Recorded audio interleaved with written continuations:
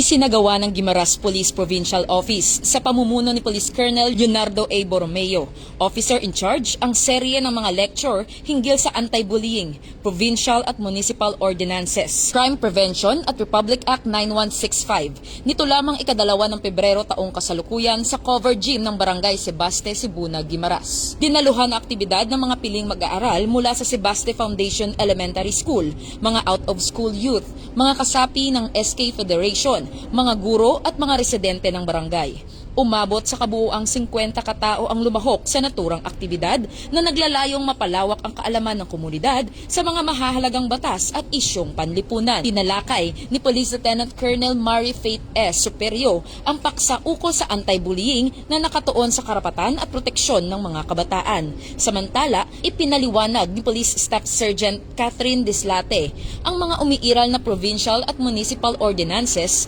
pati na ang crime prevention awareness upang mapalakas ang partisipasyon ng mamamayan sa pagpapanatili ng kaayusan. Ibinahagi naman ni Police Executive Master Sergeant Marivic T. Hapitana ang mahahalagang probisyon ng Republic Act 9165 o ang Comprehensive Dangerous Drugs Act of 2002 na nagbibigay diin sa masamang epekto ng ilegal na droga at sa pananagutan ng bawat isa sa pagpuksa nito. Bilang bahagi rin ng aktibidad, namahagi ang mga tauhan ng Guimaras Police Provincial Office ng IEC materials at flyers tungkol sa minors on wheels at anti-bullying. Pinuri ng mga residente ang inisyatiba ng kapulisan na naglalayong palakasin ang kaalaman at kamalayan ng komunidad para sa isang mas ligtas at disiplinadong komunidad. Mula rito sa Police Regional Office 6, ako ang inyong PNN Correspondent Patrolwoman Justin May Halyores.